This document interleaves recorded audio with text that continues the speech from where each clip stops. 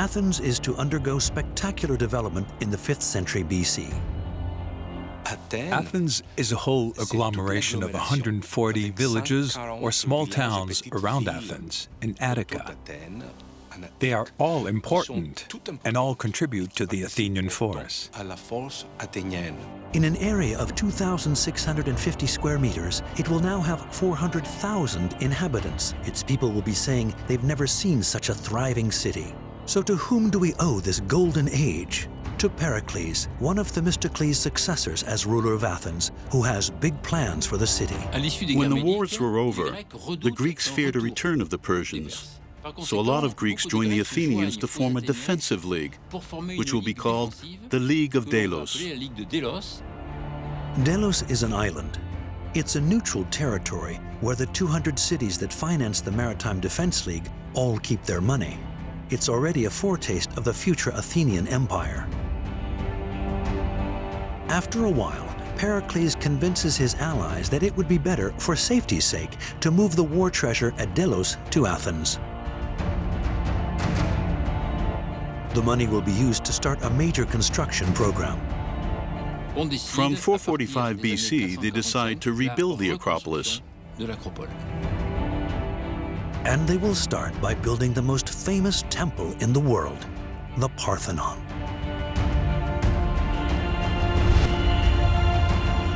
Pericles is so proud of his homeland and so devoted to his city that he wants a perfect building to the glory of Athens. The Parthenon will be considered by the Greeks to be the most beautiful monument ever built on Earth.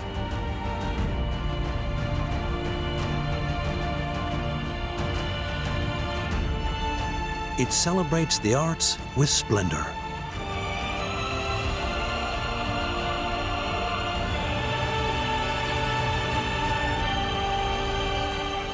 When the Athenians could build the buildings on the Acropolis, the big marble temples, they controlled most of the resources of the Eastern Mediterranean so that they could hire the best architects, the best sculptors, the best painters.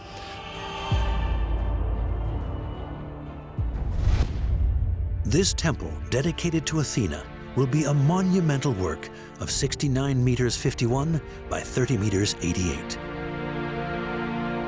For the overall conception, artistic conception of the Parthenon was under the control of Phidias, who was Pericles' advisor and choice. The structure of the temple is surrounded by 46 columns. There are 8 on the front and 17 on each side. These 46 outer columns are each 10 meters high. A raised stone platform supports the walls of a rectangular room that has been divided in 2. The statue of Athena, standing on a pedestal and with its impressively huge dimensions, will dominate the larger room.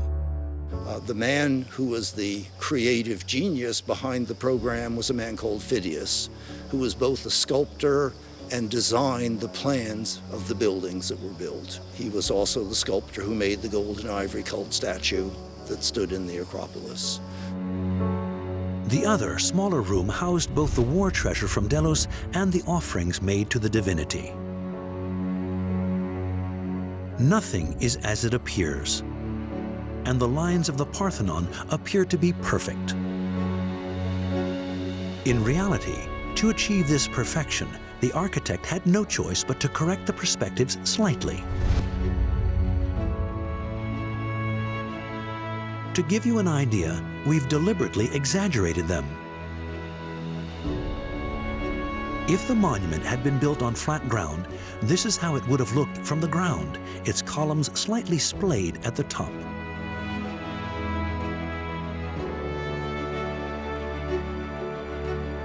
The Greeks used 2 vanishing points to compensate for the slope of the ground, thus slightly bending the columns inwards.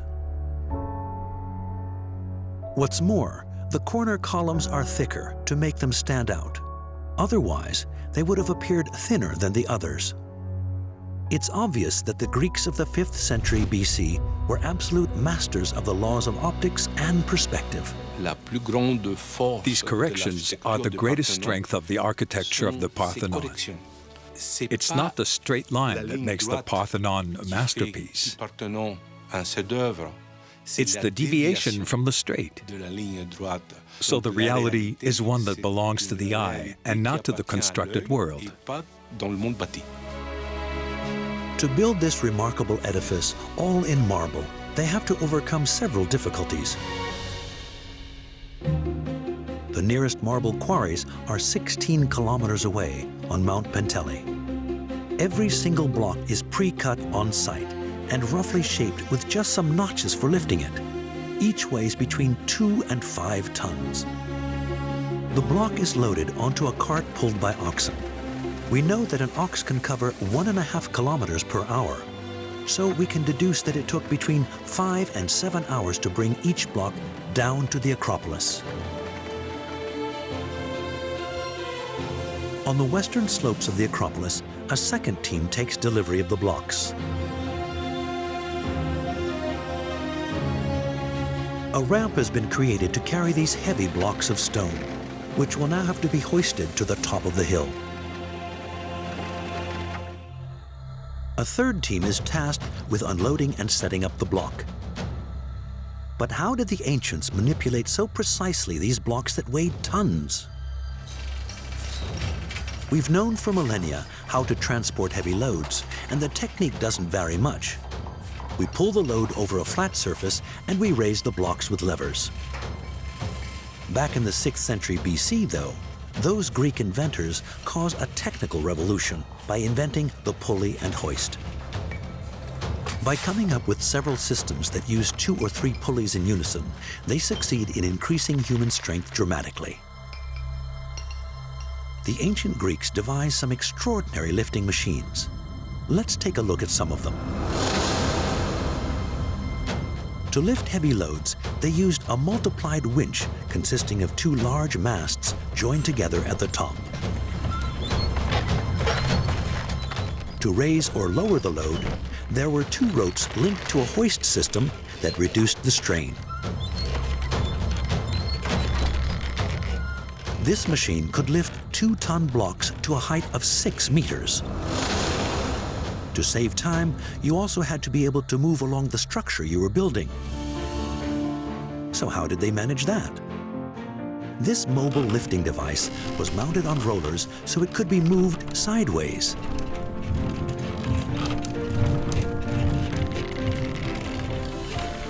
In this way, the entire structure was assembled on a mobile platform.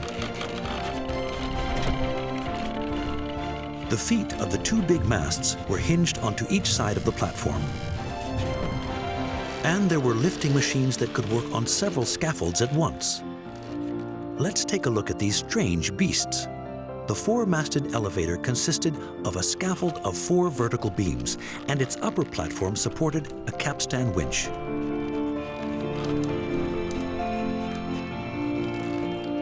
Weights of up to 2 tons could be hoisted up inside it.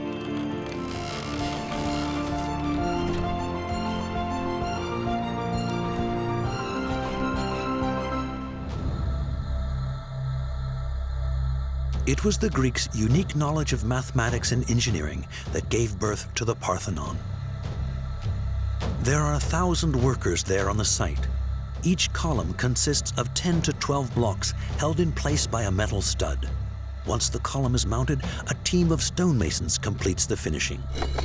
Nowadays, restoration techniques are careful to reproduce these ancient techniques faithfully, and once an element is in place, we too sculpt it. 46 columns, each 10 meters high, had to be erected to build this temple destined to become the most beautiful emblem of classical architecture. The Parthenon has the particularity of being a Doric-style temple into which elements of the Ionic style were integrated. The Doric style is very plain, and the columns have no base. They're very imposing, and the design of their capitals is simple. The Ionic style, however, features a molded column base and a lushly coiled capital at the top. It's a more refined style that is more delicate and more slender. Parthenon combines both the Doric order and the Ionic, and that's a geographical distinction more than anything. The Doric order was invented in the Peloponnese and in the Western Greek world. The Ionic style is in the islands of the Aegean and the west coast of Asia Minor, and Athens is physically at the juncture of those two areas of influence. So it's an architect's game. But at the same time, it's a political game. In a way, you could say that Athens is Greece. Above the capitals of the columns is a feature called the architrave. Then the carved frieze, painted in colors. Both inside and out, the temples were always painted in bright colors: blue, white, red, and gold. The Greek temples were multicolored. Greek life was multicolored. So this animation of the raw material was part of the Greek spirit in ancient times. Ancient Greece and ancient Athens should always be seen as multicolored. The colors faded over the years, and over the centuries became white with their great age. Finally, above the frieze came the temple's triangular-shaped pediment. In the Acropolis Museum, we can admire the reconstructions of those pediments. The eastern one has as its theme the birth of the armed Athena out of the head of Zeus, the king of the gods, while the western pediment narrates the duel between Athena and Poseidon, both eager to be protector of the city. The very noblest of materials were sent to Athens. The white marble of Mount Pentele, of course, but also other colorful ones intended for the floor inlays, brought from all over Greece and entrusted to the care of renowned craftsmen.